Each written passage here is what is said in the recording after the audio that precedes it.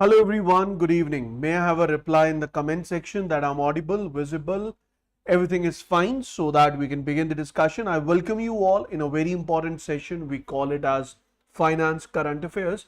Last session, which was ought to be conducted on Thursday, it was not conducted because due to some medical emergency at in my family, I was not able to conduct that session. But don't worry, today I will be covering 15th and 16th July, and slowly I will be completing the entire backlogs. So before we start, just give me yes sir in the comment section if we are good to go so that we can begin the discussion without any further delay. And I'm pretty sure you're going to enjoy the discussion of this particular session itself. Today we will be discussing many important news from SEBI as well as RBI, and even I have few news related to IMF and SBI. So I'll start my discussion with the very first news, and the very first news is related to IMF, in which I will be discussing with you the report which has been published recently by IMF, and I will be discussing what all areas you need to cover from that particular report, what kind of question will be asked from that particular report in your examination. So keeping that in mind, we are going to begin the discussion. So let's get started. So guys, here we go with the first point.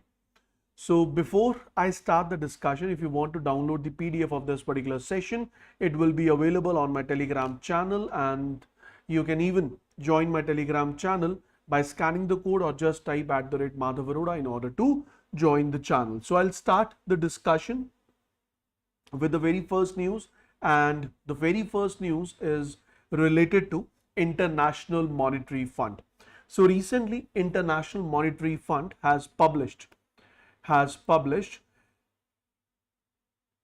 a report, or we can say has published a fintech note which is titled as Growing Retail Digital Payments. So growing retail digital payments, the value of interoperability was recently published by IMF. It was authored by Alexander. This is the reason I have included this particular news in my discussion, because one of the author is an Indian, Divyakirti, and the last one is also the name is given. So obviously these names, they are not important. No one is going to ask you about these names, but if there is a Indian who is involved in this particular co-author list, then you must know the name of the co-author. That is it. And that too, only remember the name of the Indian co-author. What is the name of the report which has been published? It is basically a fintech note. And what is the title of this particular note? Growing Retail Digital Payments and Value of Interoperability. As the name suggests, it's quite obvious that this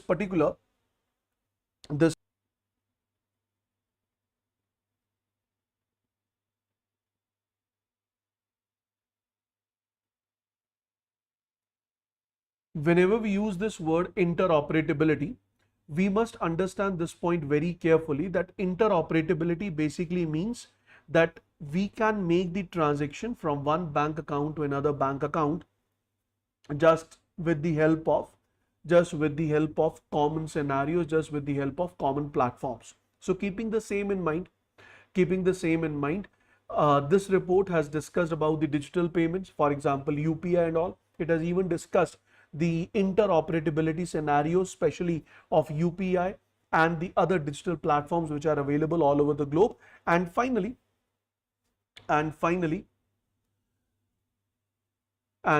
we will be concluding our discussion with the basic idea of what is the current status of UPI in the nation, and even I have 2-3 more updates surrounding UPI which I will be discussing in this particular session itself. Okay, so first thing which you need to remember is, that is the name of the note. What is the name of the note? So that is Growing Retail Digital Payment, the Value of Interoperability.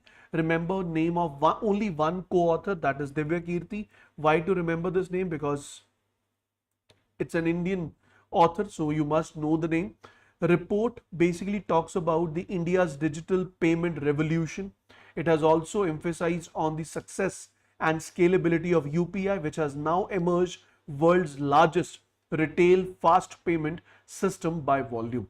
So if I talk about world's largest retail fast payment system by volume, not in terms of value, but by volume, on the first rank we have which platform? That is UPI. And in terms of global digital transactions, India is on the first rank, and even I can say India is responsible to conduct almost 40% of the global transactions. अगर एक साल में 100 transactions, 100 digital transactions हो रही हैं, उसमें से 40 transaction जो है, ऑलमोस्ट 40 ट्रांजेक्शन जो है, that is happening in India. I am talking about the digital transactions. अब इस पर्टिकुलर की नोट में से या फिनटेक नोट में से क्या क्या इंपॉर्टेंट पॉइंट्स हैं जो हमें नोट डाउन करने होंगे, which we have to remember.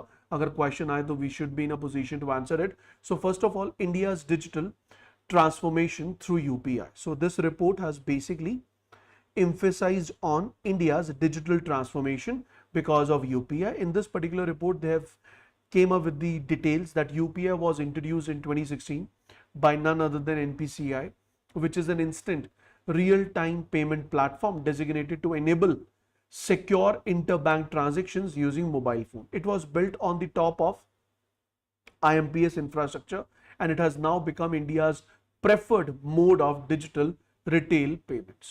So this we need to remember for sure. We need to remember for sure, which is really very important. The first point which has been highlighted in this particular note is UPI. Second point, they have highlighted about the unprecedented growth of UPI. So in June 2025, UPI has processed 18 billion, that means around 1800 crore transactions in one single month, which marks 32% year-on-year increase in transaction volume and 20% rise in the transaction value if we compare it with June 2024. If we compare it with June 2024, daily transaction volume has increased to $613 million compared to $602 million in May 2025. But on the other side, Finance Minister of India is aiming to increase these transactions to 1 crore, increase these transactions to 100 crore transactions per day. 100 crore transactions per day, which means the target is around 1 billion transactions every day. Target is around 1 billion transactions every day, which you need to remember. This is the target which has been set by Finance Ministry. Second point, they have talked about interoperability is the basic growth driver. What is this interoperability? First is, if you are using UPI platform but you are using PhonePe, then also you can transfer the funds to an individual who has registered himself on Google Pay. Even you can transfer the funds from one bank account to the another bank account through the UPI platform. So this kind of structure where inter-bank transactions, inter-app transactions are possible, we call it as interoperability. Even not only this, if you remember, there was a news that central bank digital currency is also being linked with UPI. That means even you can use central bank digital currency to make payment on the UPI platform. This is again an example of interoperability. So remember that IMF note emphasizes interoperability as a core strength of India's digital payment system. It provides two main advantages. First is user choice. Customers, they are free to select which app they want to prefer. Market competition. Interoperability encourages payment platform to continuously innovate and improve their services in order to retain the users as well as in order to attract more and more new users for the same. Moving on to the next point, the next takeaway is viable alternative to closed loop system. ये क्या? Viable alternative to closed loop system. What does it basically means? If I take a very simple example from you, guys, I hope you all have heard about these digital wallets. For example, we have a Paytm digital wallet. So in case of Paytm wallet, you can utilize the payments, or you can use the funds which are there in your Paytm wallet at Paytm platform only. You cannot utilize it earlier. When it was introduced, you were not allowed to use that amount on different platforms, even if you have some kind of uh, points. In case of some kind of these uh, exchange points or benefit points, they are also used on a particular platform only. They cannot be used from one platform to another. So UPI held up as a successful model in comparison to closed loop system, where both sender and receiver must use the same application or the same service, like wallets और platform specific payment mode. सो पहले क्या होता था कि अगर आपको किसी को फंड्स ट्रांसफर करने हैं, if you are transferring from Paytm wallet, then the other one should also have the Paytm wallet, then only the funds can be transferred, otherwise fund transfer was not possible. But in order to overcome this closed loop, the solution to overcome this closed loop is UPI. So interoperability has eliminated these closed loop systems. It has expanded the user base. It has even supported the inclusive financial ecosystem for the country. Next is declining use of traditional channels. So in this particular paper, it has been mentioned that in India, there has been decline in terms of use of traditional channels. अब आप मुझे बताओ कितने दिन हो गए आपको ATM गए? शायद काफी महीने हो गए होंगे. If you are living out of your hometown, you're working somewhere, you're studying somewhere, still you must have not approached to ATM from past few months. The reason is अब आपने अपना रेंट भी यूपीआई किया, you are making your rickshaw wala payment through UPI, you are making your vegetable payments through UPI, you are booking your cab and making the payment through UPI, you are paying on Zomato, on Swiggy with the help of UPI. So it's quite obvious there is no need to reach to the ATM to withdraw the cash. So there has been a significant drop in the use of cash proxies like ATM withdrawals. Simultaneously, credit card and debit card usage is on a steady decline, as more users, they use UPI for everyday transactions due to speed, convenience and zero cost transfer. So I would say speed is important, convenience is important, but according to me, this zero cost transfer is also a very important factor. Because if you talk about credit card, अगर आप credit card से कोई product खरीदते हैं, and whenever you go for swapping the credit card, not on every store but generally the small stores, they come up with a statement कि अगर credit card से payment करोगे तो 2% चार्जेस लगेंगे, डेबिट कार्ड से payment करोगे तो 1% charge लगेगा. लेकिन अगर आप यूपीआई से पेमेंट करते हैं, you are not paying even a single penny. So if you are not paying even a single penny, so in that particular case it is cost effective as well. It is cost effective as well. So declining use of traditional channels. Why there is a decline in use of traditional channels? So that is only and only because of one, that is the introduction of UPI. It is only and only because of one thing, that is the introduction of UPI. Is this point clear, guys?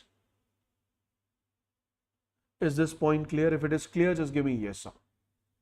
So last point they mentioned, IMF has come up with the point that regulators, they must remain vigilant to prevent monopolistic tendency. So if you remember, RBI has come up with this particular policy that a particular application like PhonePe, there is a limitation. There is a limitation. So what is that limitation, guys? What is the limitation on these UPI applications? Any idea? Any idea, anyone? What are the limitations on UPI applications, that how much percentage of the total user base they can entertain? Any idea? Obviously, there has been a extension of the date when this particular criteria was ought to be fulfilled, but there is a criteria which has been already introduced in order to avoid monopoly in the hands of any one of the PhonePe providing or PhonePe service providers. Any idea, guys? Is it 30%? Is it 40%? Please give me the answer. Please give me the answer. Anyone?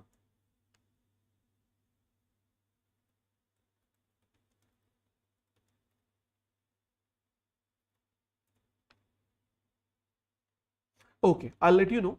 The answer to this particular question is NPCI has recently extended the deadline for the third party UPI applications to comply with the 30% market share cap on transaction volume. So what is the point over here? So there is a 30% market share cap per application. What does it basically means? Market share cap, and this cap is with respect to volume. So I'll write it as 30% market share cap on transaction volume पर application. मतलब ये हुआ कि अगर आपके पूरे एक साल में 100 ट्रांजेक्शन्स होंगी तो उसमें से एक एप्लीकेशन पर 30 ट्रांजेक्शन से ज्यादा ट्रांजेक्शन्स अलाउड नहीं है, and the deadline has been extended.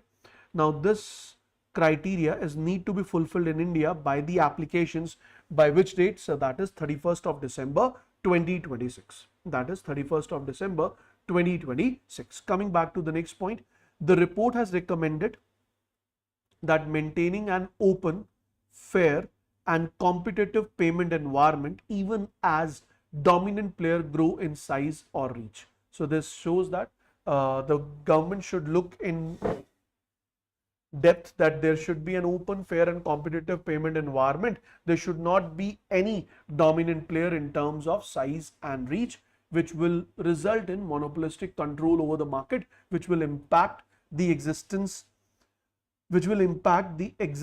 of this particular system. Why it will impact the existence? एक बड़ा सिंपल सा पॉइंट है ना. मान लो आज की डेट में फोन पे का जो मार्केट शेयर है दैट इज मैक्सिमम, और अगर ये मार्केट शेयर को कंट्रोल नहीं किया गया एंड फ्यूचर में PhonePe come up with the point, if you want to use my services I will be charge 0.5 पैसा और आई वुड से 50 पैसा or maybe 5 paisa per transaction. Because of that monopoly we have to pay it, and this will impact the existence as well as it will impact the benefits to the public. So keeping that in mind, this suggestion has been given. But before I move on to the next news, there are some updates related to UPI. So I would like to discuss with you the UPI performance during the financial year 2024-25. Total transactions in 1 year is 185.9 billion. So it is basically 18,590 crore transactions, which has increased by 42%. On the other side, if I talk about the value, so the value has increased to 2,60,000 crores, which has increased by 30% from 199.96 lakh crore rupees. So these volumes, they account for 84% of retail digital payments. तो इसका मतलब ये हुआ UPI share in the total retail digital payments in the country is 84%, and its share is 48.5% on global level. तो global level पे अगर आप देखेंगे तो 48.5% of all the retail digital transactions are done through a platform, and the name of that platform is UPI. So not only this, India is trying its level best in order to increase the presence of UPI in the other countries. So right now, Bhutan, Mauritius, Sri Lanka, Nepal, UPI via QR payment bridge is already active. In France, it is accepted at Eiffel Tower. It is accepted at Worldline, partnered for expansion. UAE has integrated with local IPP acceptance at major merchants. Singapore, UPI interoperable with PayNow. So I'll discuss this PayNow in few minutes in much detail. I have one more news related to UPI. उसके अलावा ये जो latest update है, this is very important. I'll just remove my image so that you can go through with the point. So this is basically Tobago and Trinidad recently onboarded as UPI accepting Caribbean countries, Qatar, Thailand, Africa, Latin America. They are in active exploration and MOUs aiming to roll out UPI by 2027. तो यहाँ से मैंने आपके लिए 3 चीजें बना दी. वो 3 चीजें क्या हैं? सबसे पहला, लेटेस्ट UPI कहाँ इंप्लीमेंट हुआ है? Sir over here. उसके बाद अगर हम बात करें कहाँ डिस्कशन चल रही है जहाँ UPI एप्लीकेबल होगा, वो ये है. सिंगापुर में रिसेंटली यूपीआई को इंप्लीमेंट किया गया है, और या फिर ये को यूपीआई का एक नया फीचर है, that is pay now, which I will be discussing with you. Then UAE, France as well as Bhutan, Mauritius, Sri Lanka, Nepal, they are already using the UPI services. Along with this, I would like to add Namibia. So Namibia has become the first country in which India has signed, or NPCI has signed, UPI license transfer. That means the entire UPI technology will be transferred to Namibia under a license contract, and it will be implemented as it is implemented in India in Namibia as well, as in order to promote financial inclusion. 8 countries in total, 4 in exploring state. तो अगर हम देखें 1, 2, 3, 4, 5, 6, 7, 8, that is true. And 4 countries in exploring state, that is also true. But this is the first country and the only country with which UPI license transfer has been done. दोनों का फर्क बता देता हूँ. यहाँ आपने टेक्नोलॉजी ट्रांसफर की है, यहाँ आपने सर्विसेज ट्रांसफर की है. सर्विसेज प्रोवाइड करना इज वेरी इजी, लेकिन टेक्नोलॉजी ट्रांसफर करना और उसे उस कंट्री में जाकर implement karna is really very tough, so which has been done under Namibia, and that is the reason Namibia is an important point which we need to remember. I have a question for you. I'm pretty sure after going through with the content you will be in a position to answer it. Which of the following statement is correct regarding UPI and its growth as highlighted in IMF fintech note 2025? अगर मैं IMF fintech note 2025 की बात करूं तो according to this particular note, in comparison to June 2024, in June 2025, there has been increase in transactions, and transactions has increased by 32%. Transaction volume has increased by 32%, and transaction value has increased by 20%. So here it says UPI recorded 20% decline. तो sir 20% decline वाला word ही गलत हो गया, तो पहली statement incorrect है. UPI is a closed loop system limited to users of specific application. No sir, it is an open loop system. It is not a closed loop system. It is available for all the users of different UPI applications. UPI accounted for less than 50% of the global real-time payment volume in financial year 2024-25. That is absolutely correct. इसमें कोई दिक्कत नहीं है. But if I go with the exact value, so the exact value is 48.5%. UPI recorded 18 billion transactions in 2025. 18 billion का मतलब हुआ 18 करोड़ नहीं, 18 billion का मतलब हुआ 1800 करोड़. लेकिन अगर हम देखें तो एग्जैक्टली जो नंबर ऑफ ट्रांजेक्शन्स हैं देवर 18,590 करोड़, है ना? I hope I am not wrong. So these are the transactions which have been done. So it is 18,590 billion transactions which have been done in 2024-25. लेकिन अगर आप मुझसे पूछें कि सिर्फ और सिर्फ जून मंथ में जो नंबर ऑफ ट्रांजेक्शन्स हैं, they were around 18 billion transactions. अगर मैं एक मंथ की बात करूं तो एक मंथ में it is 18 into 10 to the power 9, which comes out to be 1800 crores. That is absolutely correct. UPI is not interoperable. That is wrong. So यहाँ पे अगर आप सही और गलत में जाएंगे, so your answer should be C and D. But अगर मैं कहूँ कि ये जो D option है, this has not been discussed while discussing the data. which is not required, which is not important, but अगर आपसे कोई पूछेगा you have to answer it. तो यहाँ पे ये वाला option is bit tough to answer, but yes, it is also true. So answer is going to be two option, that is C and D. Answer is going to be two option, that is C and D. तो यहाँ पे यही तो लिखा है, UPI accounted for less than 50% of the global real-time payment volumes. That is absolutely correct. So this is global real-time or retail payment volume. So if we talk about retail payment volume, we talk about global real-time payment volume, it is less than 50%. That is true. So answer is going to be C and D option, which is absolutely correct. ठीक है जी, clear हो गया point, समझ आ गया. अगले question की ओर बढ़ते हैं, सॉरी अगली न्यूज की ओर बढ़ते हैं. अगली news is again related to UPI only.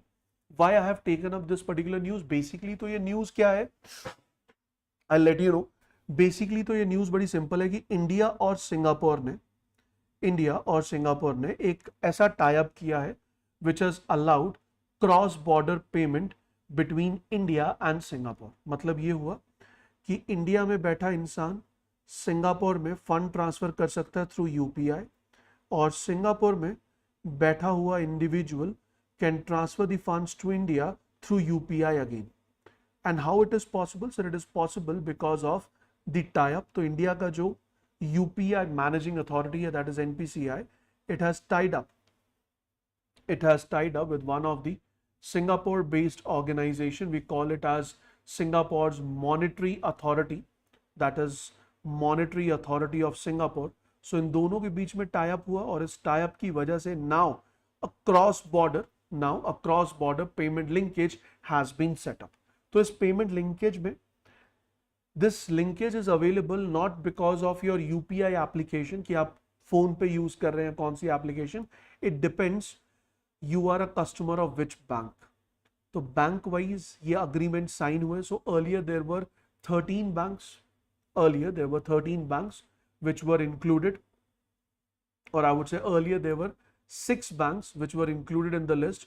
Now 13 more banks have been added, and this total has increased to 19. That means from 19 Indian banks, if you have the bank account in these 19 Indian banks, then you can directly transfer funds from India to Singapore. So let's try to decode this particular news. So what is this news?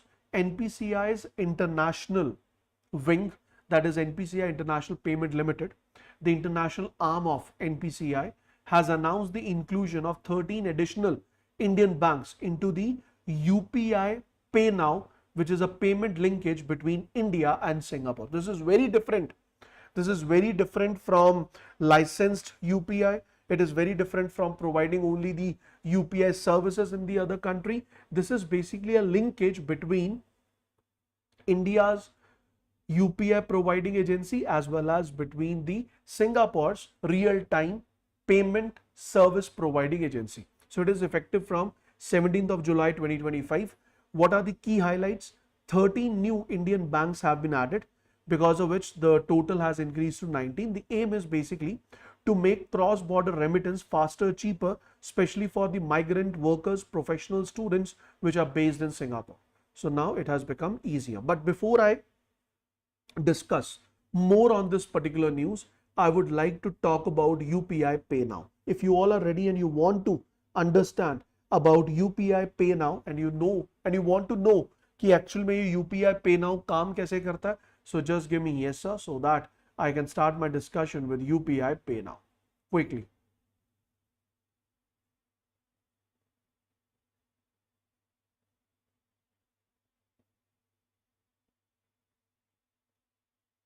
Okay, so if I talk about UPI-PayNow, so UPI-PayNow is the world's first real-time cross-border retail payment linkage using cloud infrastructure launched by RBI and Monetary Authority of India. तो हमारे पास India का central bank है RBI, और Singapore का हो गया MAS, monetary authority of Singapore.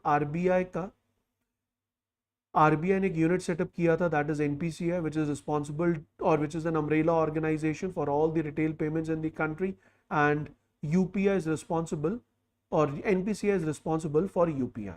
So first RBI and MAS they tied up, and under this particular tie-up, this UPI application has received the access on the Singapore banks as well. They have received the access on Singapore banks as well, which means if you are using a UPI application, then you can transfer the funds from Singapore bank account to the Indian bank account with the help of UPI applications,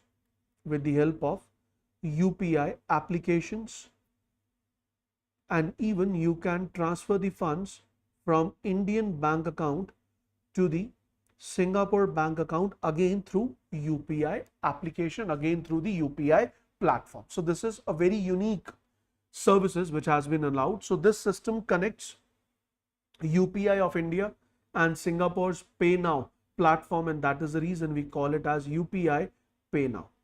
तो UPI-PayNow है क्या? So UPI जो है, this is India's real-time payment platform and PayNow is the payment platform of Singapore. तो इन दोनों को link कर दिया.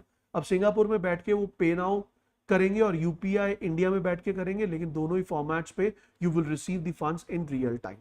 So the linkage allows the users from both the countries to send and receive funds instantly with the help of mobile numbers, or maybe through the virtual payment address, or with the help of Singapore's national IDs, because of which you can identify the customer and you can make the transaction. But in India, mobile number and virtual payment address is used. In Singapore, these official IDs are also used in order to identify the customer.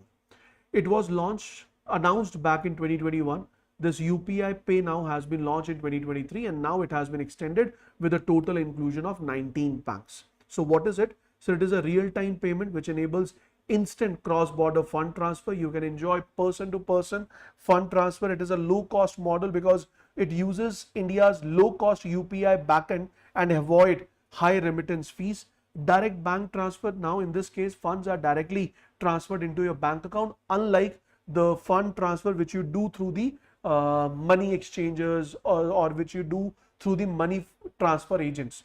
Money transfer agent के case में क्या होगा, पहले आप अपने bank account से money transfer agent के account में पैसा दोगे, मनी ट्रांसफर एजेंट के अकाउंट में पैसा इंडिया में आएगा, फिर वो इंडिया से वो पैसे को आपके बैंक अकाउंट में ट्रांसफर करेंगे और इस सर्विस का they will charge extra charges along with these services which they are providing. But in order to avoid this, UPI और PayNow linked है, तो वहां पर भी PayNow के जरिए डायरेक्ट अकाउंट में क्रेडिट होता है और यहाँ पर भी UPI के जरिए डायरेक्ट अकाउंट में क्रेडिट है. सो directly from your account you can make the payment, you can receive the payment, and it is a 24/7 service which is available for 365 days because this service is done or enjoyed on UPI platform, not on the banking platform. How it works? So if you are residing in Singapore, so Singapore user will select PayNow enabled app. मैंने क्या कहा था, Singapore में आप PayNow enabled app को open करेंगे, you will enter the India's recipient mobile number या फिर virtual payment address and the transaction will be done and funds will be credited into your account. And from India, limited to selected Indian bank. For example, मेरा bank उसमें included है, तो मैं अपने app पर जाकर UPI ओपन करूंगा. UPI app को ओपन करके अगर मेरा बैंक एक्सेप्टिंग है, मेरा बैंक कैपेबल है to make these transactions, then from the UPI application I will enter the Singapore's recipient's mobile or any other officially valid document, and then funds will be directly credited into the Singapore individual's account via PayNow. This is how the things go. So for individuals it is easier remittance. For economy it reduces dependency to a world of social media. Now US, Canada, these countries, these are the Western countries, but they feel like the next home to many of the individuals who travel to these countries virtually as well as physically. Now with the introduction of these kind of linkages, it will allow easy flow of payment as well, and we are actually moving towards the format of globalization where we can not only transfer funds, not only goods, not only services, not only labor, but the actual interoperability, interconnection, interrelationship will improve because of these initiatives which have been done in the past. Last point is expansion possibilities. Now India is in talks with UAE, where UAE's NeoPay will be tied up with UPI. France Lyra will tie up with UPI. Bhutan's UPI Live will be connected with UPI. Nepal's NPCI has assisted system already provided. Sri Lanka MOU has been already signed, but these are the two limelights which are in focus. Then if I talk about last but not the least is RBI and Monetary Authority of Singapore, they will be the oversight authorities which will look after the safety as well as anti-money laundering and KYC norms. Banks will comply with both the jurisdictions, uses NPCI tokenized payment model to ensure security. So NPCI tokenized model will be used जहाँ पे बार बार UPI की जो information है उसे add on करने की जरूरत नहीं है. So if I conclude, this UPI now reflects fintech diplomacy, inclusive finance, innovation and remittance, and a model for global South corporation. Remember this. तो यहाँ से अगर मैं conclude करूँ, so what was the news? The news is very simple that India Singapore cross-border payment linkage, that is UPI now, has onboarded 13 additional Indian banks. Now from 19 banks, you can directly transfer the funds through your UPI application if you belong to those 19 banks, and you can transfer the funds directly to Singapore in a P2P format. So inward remittance from Singapore to India via any of the 19 banks using UPI, from India to Singapore, currently supported by some of the banks. Merchant payments, UPI accepted at select merchant outlets in Singapore via QR code. Speed instant fund transfer with minimum fees and user-friendly experience is provided under UPI-PayNow initiative. What is the strategic importance of this particular news? So it is promoting financial inclusion. It enhances India's fintech diplomacy. It encourages RuPay UPI internationalization goals, and it will strengthen India's role in digital infrastructure model of the global South. Is this point clear, guys? तो एक छोटी सी news में से क्या क्या बन सकता है, I have come up with all the parts. मैंने जब ये न्यूज देखी तो मुझे पहला प्रॉब्लम आया, what is UPI pay now, I answered it. दूसरी प्रॉब्लम आई, why we are reading it, 19 banks हो गए, 13 + 6. अगला पॉइंट आया, how the transfer is done, I have explained it. So keeping all those questions which can be asked by the examiner in the exam, I have framed this particular answer. And if there is what I expect is, I am expecting a paragraph based question on UPI now. और अब मुझे लगता है कि अगर paragraph based question आया on UPI pay now, then I'm pretty sure you will be in a position to answer it in the very first attempt itself. Is it clear, everyone? Give me yes sir, so that I can move ahead.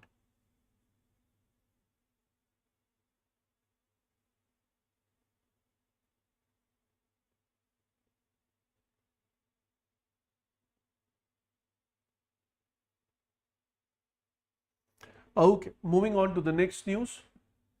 The next news talks about June 2025 CPI and WPI data, retail inflation at 6-year low. देखो हम सब जानते हैं CPI is consumer price index, where we calculate the inflation rate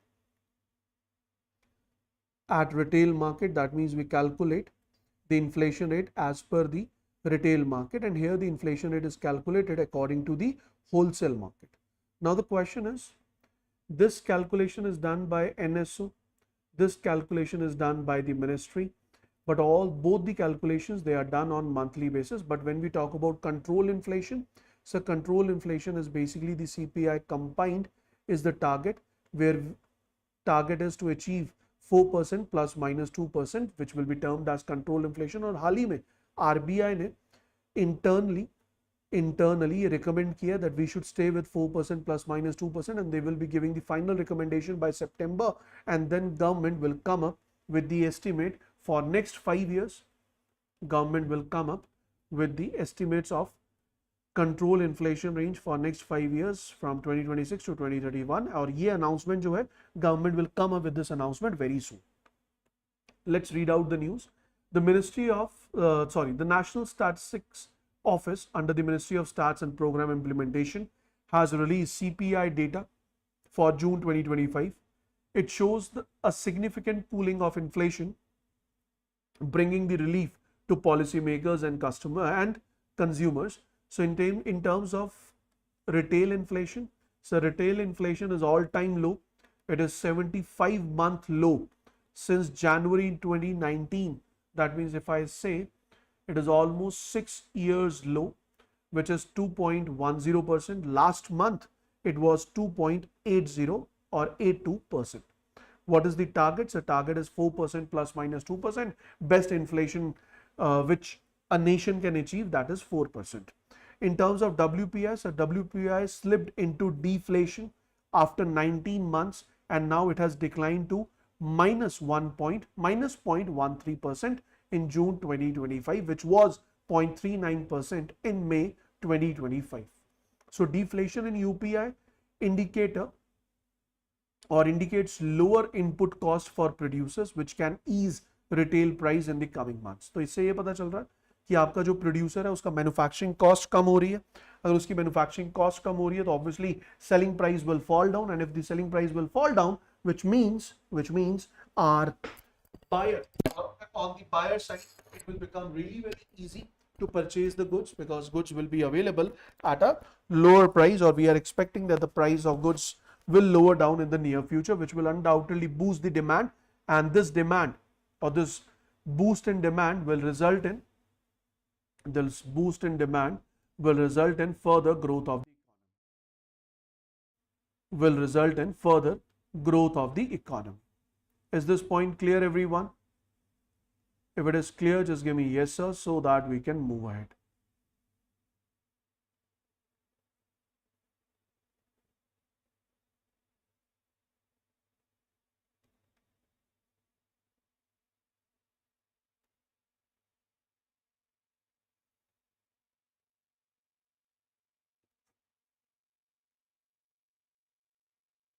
Done? Shall I move ahead? Okay. Moving on to the next point. The next point talks about the key highlights. So what is the reason that this inflation has fallen down to 75 months low?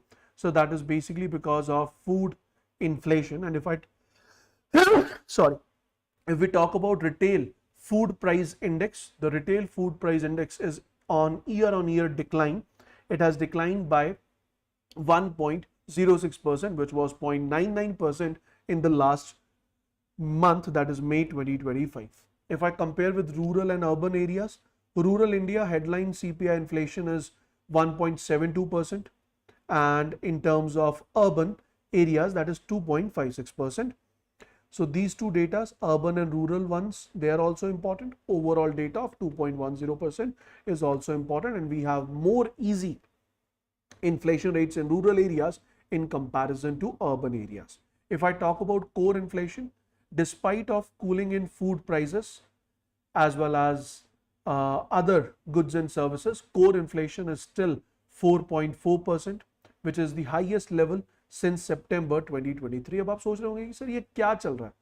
एक तरफ आप कह रहे हैं कि जो CPI combined है, that is only 2.10% and it is lowest in past 75 months. लेकिन जो core inflation है, that is the inflation in which we exclude food and fuel, because we know that food and fuel, these are the two most volatile items, and if we ignore them, then what is the result? So in that particular case, the result is core inflation of the country is undoubtedly within a control inflation range only, and even close to the most appropriate value, but it is pretty much high in comparison to the overall inflation rate. So this indicates sustained price pressure in service and non-food goods like housing, education, personal care and whatnot. तो इसका मतलब India में don't feel that things are going to be cheaper. Why? Only and only food and fuel may witness a decrease in price, but rest all the other goods as well as services are on the rising side, where the inflation rate is 4.4%. Where the inflation rate is 4.4%.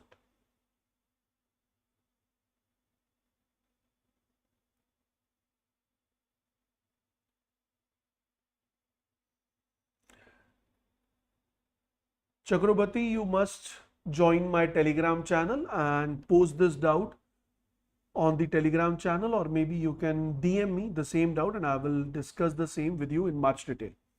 Now, coming back to the news, if I talk about the ranking for state level, Kerala is on the top rank in terms of highest inflation, then Punjab, then J&K, then Uttarakhand, then Haryana. Just remember Kerala, that is more than sufficient. It is only and only for your reference. Don't try to cram them up. It's not important. Just read them. That is more than sufficient. Moving on to the third news of the day. The third news is only a 2 minutes news which says highest paid bank CEOs in the financial year 2024-25. So the highest paid bank CEOs include Ashok Vaswani. Ashok Vaswani is the CEO of Kotak Mahindra Bank and his total compensation was 12.95 crores for the financial year 2024-25. Then Shashidhar Jagdishan, the CEO of HDFC Bank, his total salary was around 5.08 crore rupees. Then we have Amitabh Chakrabarti of Axis Bank, V. Vidyanathan for IDFC First Bank, and Sandeep Bakshi for ICICI Bank. These are what? So these are basically the top paid.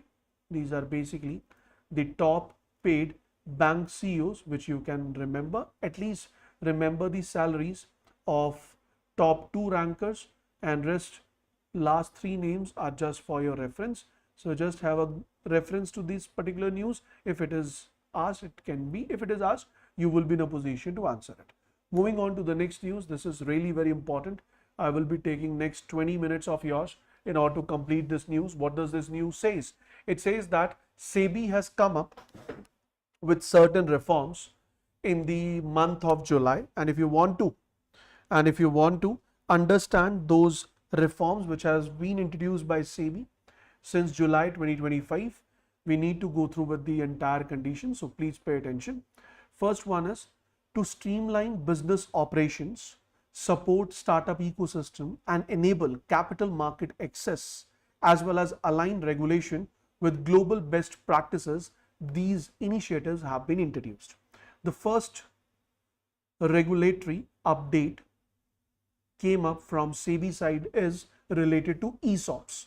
How many of you are aware of the term ESOPs? Practically, I know most of you are not even aware of the term ESOPs. So I'll just quickly let you know what are ESOPs. So ESOPs, it stands for Employee Stock Ownership Plan. What is it? So it is a scheme in which company grant its employees the option to purchase its shares at predetermined price, often lower than the market price after a specified period, and this specified period is known as what? It is known as vesting period. इसका मतलब क्या हुआ? Employee stock ownership plan basically means, or employee share ownership plan basically means, when company tries to motivate, retain and increase the productivity of its employees, company offer them with ESOPs. And they come up with certain vesting period. Vesting period means after a specific period, there is a locking period, you can say. After that given locking period only, you can use those shares in terms of, or you can use these ownership plans to purchase the shares, or in order to have the hold on those shares. Remember that company gives an employee the right to buy a certain number of shares, and that too at a given pre-decided price. Vesting period is the time period after which employees earn the right to exercise this particular plan. When an employee uses ESOPs to buy shares, we call it as employee is exercising its ESOP. Then what is exercise price? The price at which employee can purchase the share. Lock-in period is the period during which the share cannot be sold after exercise. तो पहले तो आज मान लो आपने company join की, and company offer you with ESOP, and they come up with this point that ESOP has a vesting period of 4 years. That means if you work with us for 4 years, then after 4 years you will be given the power to purchase shares of value 10 lakh rupees, at zero cost, or maybe let's say at a cost of 100 rupees. And once you purchase them after 4 years, then there is a lock-in period of 2 years. That means you can sell these shares after this lock-in period of 2 years. Maybe you can sell it in the market, or you can even sell it among the employees if required, depending upon the requirements, depending upon the scenarios. Now, how it works, please pay attention. Grant date. Company allots stock option to the employees. The way I explained you, 1000 shares allotted at a price of 100 rupees total. Vesting period, employee needs to stay with the company for a defined period like 3 years to earn the right to exercise. Exercise date is post vesting. After the vesting period is complete, employee chooses to buy the shares at a pre-decided price, at a pre-decided price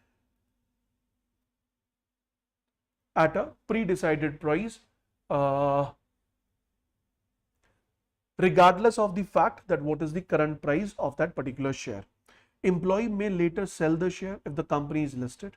Then they can sell it on the market. Otherwise, you can sell it during the buyback or exit event. That means at the time companies buy back their shares, or at the time of exit, company will buy back the same shares from the employee itself.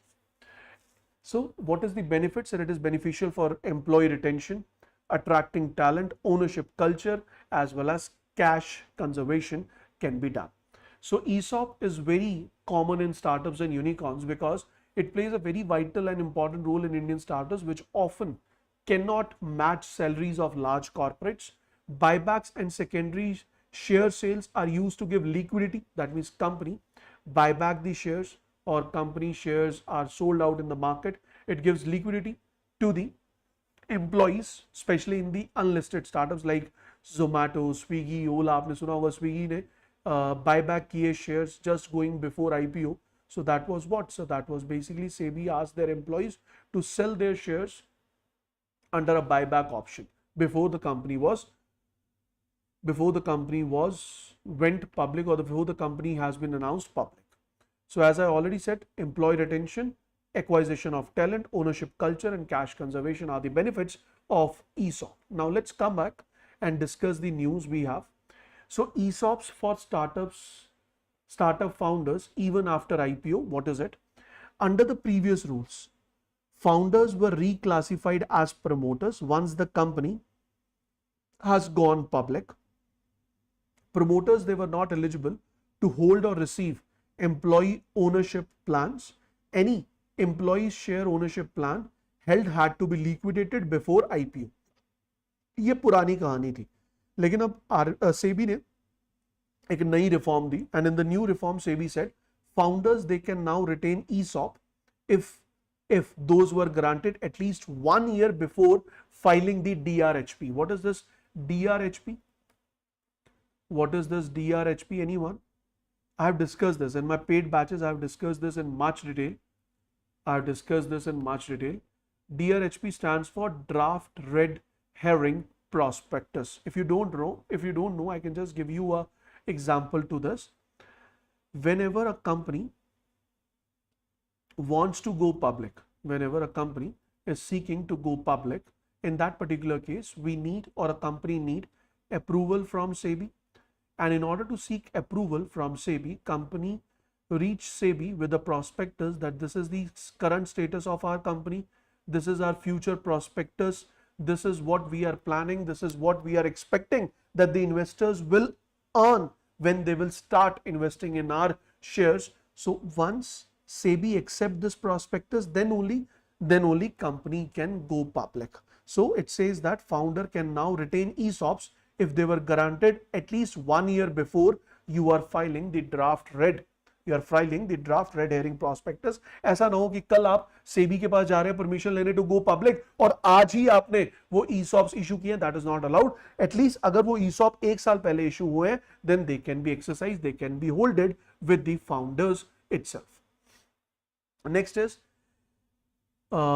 why it is important. It will encourage retention and motivation of the startup founder even after post listing. अब इसका मतलब ये हुआ कि post listing के बाद भी founder के पास अगर ESOPs हैं तो फाउंडर को पता है कि मार्केट में शेयर का प्राइस कितना भी हो जाए, I will be allowed to purchase the company shares at a pre-decided price. So this will enhance the motivation of the founder of a company, brings Indian startup listing norms closer to the global ESOP friendly jurisdiction. So this is basically one of the steps taken to go uniform with the global ESOP practices which has been offered. This is the first SEBI update. Second SEBI update is PSU delisting simplified with special carve out. What is this? Earlier, PSUs, like other companies, they could delist only if promoter plus public holding reached 90%, required approval from 2/3 of the public shareholders. Fixed price mechanism was unclear for infrequently traded stocks. तो पहले क्या था कि अगर कोई company है और अगर उस कंपनी के प्रमोटर के शेयर 90% तक है तो वो कंपनी को आप डीलिस्ट कर सकते हैं. But now there has been a good update, and the update is related to the government owned companies. It says that अगर एक गवर्नमेंट ओन्ड कंपनी है, पब्लिक सेक्टर अंडरटेकिंग है, जिसमें गवर्नमेंट की ओनरशिप 90% से ज्यादा है, 90% से ज्यादा है, तो उस केस में government will be allowed to go delisting. Delisting का मतलब भैया अपने आप को हटा दो स्टॉक एक्सचेंज से, आपकी कंपनी के shares now they will not be traded on the stock exchanges. ये कैसे होगा sir? Delisting via fixed price route. Fixed price route का मतलब minimum 15% premium over the floor price will be paid. No mandatory public shareholding approval is needed. It excludes banks, NBFCs and insurance companies. तो इसमें banks, NBFCs और insurance companies नहीं है, बाकी सब public sector companies के लिए valid है. And as of now, India में 5 ऐसी गवर्नमेंट ओन्ड कंपनीज हैं जिनमें गवर्नमेंट का शेयर 90% से ज्यादा. फायदा क्या हुआ sir? It will simplify the process of strategic PSU exit. It will support central government disinvestment roadmap, which is again a very important aspect. Third point is, third initiative, third changes announced by SEBI is ease for foreign funds in government bond market. So India's sovereign bonds have been added to key global bond indices like JP Morgan, Bloomberg, as well as FTSE. So regulatory reforms were quite obvious and they were required. So there is a relaxation in terms of KYC norms for foreign investors aligned with RBI guidelines. Now simplified rules for foreign funds investing only in government securities. So if a foreign funds, they are investing in government securities, there is a simple rule which you need to follow. So it will attract stable and long-term capital. It will support rupee demand and bond market development, as well as it will enhance the foreign direct investment or foreign investment for that matter in the country.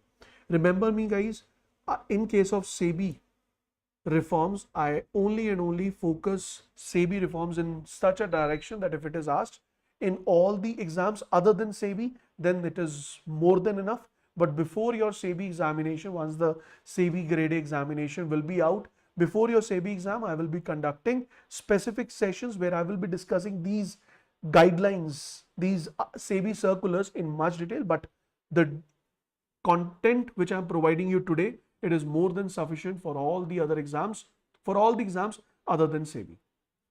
Next is co-investment allowed via alternative investment funds. So alternative investment funds can now offer co-investment routes to investors into unlisted companies. So separate co-investment vehicles can be created for large investors. Benefit क्या होगा? Higher capital flow होगा and it will enable direct participation by high net worth individuals, family offices, pension funds. So इसका मतलब ये है कि जो alternative investment funds हैं उनके through directly investment की जा सकती है now by the high net worth individuals, family offices into the unlisted companies of the country. Last but not the least is tweaks in offer for sale and minimum holding period exemption. So what is it?